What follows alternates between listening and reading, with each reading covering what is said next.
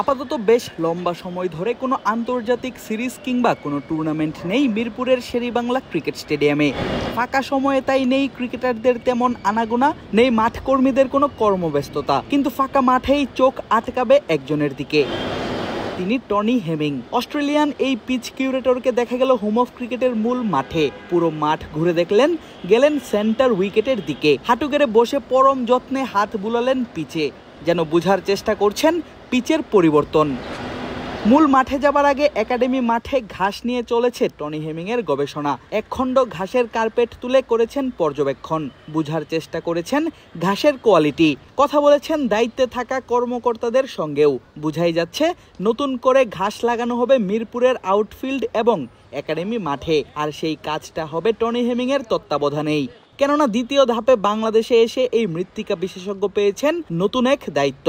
কাজ করছেন বাংলাদেশ ক্রিকেট বোর্ডের সঙ্গে টার্ফ ম্যানেজমেন্ট উইং এর প্রধান হিসেবে। ফলে শুধু পিচ নয়, পাশাপাশি আউটফিল্ড কিংবা একাডেমি মাঠের দিকেও নজর রাখতে হচ্ছে এই কিউরেটরকে। অবশ্য মিরপুরের শেরেবাংলা ক্রিকেট মাঠ নিয়ে যে বিশেষ পরিকল্পনা আছে হেমিং এর, তা বোঝা যাচ্ছিল তিনি নতুন করে দায়িত্ব নেয়ার পর থেকেই। ইতোমধ্যেই আউটফিল্ডের ঘাসে দেয়া হয়েছে নতুন নতুন ডিজাইন। বিশেষ করে ঘাস কাটার গাড়ি ব্যবহার করে মাঠকে সাজানো হয়েছে হেমিং এর নিজের দেশ অস্ট্রেলিয়ার মেলবোর্ন ক্রিকেট গ্রাউন্ডের মতো করে। যেই পিচ নিয়ে জমেছে সবার মনে অসন্তোষ, সেই পিচ নিয়েও হচ্ছে লম্বা সময় ধরে কাজ।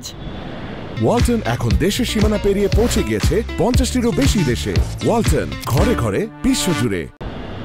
শুধু কি মিরপুর এক জায়গায় সীমাবদ্ধ থাকাটা যেন পছন্দ না ক্রিকেট বিশ্বের অন্যতম সেরা এই কিউরেটরের। ছুটে বেরিয়েছেন সিলেট, চট্টগ্রাম। নেদারল্যান্ডস সিরিজের আগে দেখা গিয়েছিল সিলেটে নিজ হাতে পানি দিচ্ছেন পিচে, নিজ হাতেই তৈরি করেছেন উইকেট, ব্যবহার করেছেন সয়েল ময়েশ্চার মেশিন, যেটি দিয়ে বৈজ্ঞানিক উপায়ে মেপেছেন মাটির আর্দ্রতা, তাপমাত্রা। ফলে বোঝাই যাচ্ছে দেশের ক্রিকেটকে এক অনন্য উচ্চতায় নিয়ে যেতেই কাজ শুরু করেছেন টনি হেমিং। যেই উইকেট এবং আউটফিল্ড নিয়ে এত অভিযোগ এদেশের ক্রিকেটার, দর্শক থেকে শুরু করে সফরকারী দলগুলোর, তাদের সমালোচনা বন্ধ করতেই কাজ করে যাচ্ছেন তিনি। বানিয়ে যাচ্ছেন স্পোর্টিং উইকেট। আর তার কাজের এক ঝলক দেখা গিয়েছে সিলেটে নেদারল্যান্ডসের বিপক্ষের সিরিজে। বলের টার্ন পাচ্ছিল বেশ ভালো, সেই সঙ্গে ছিল বাউন্সও।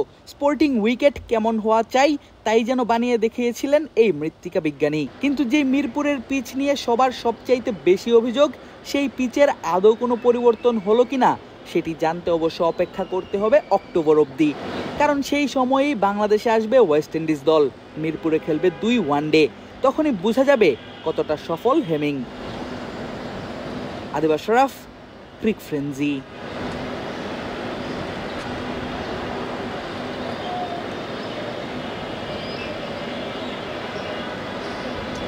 Right.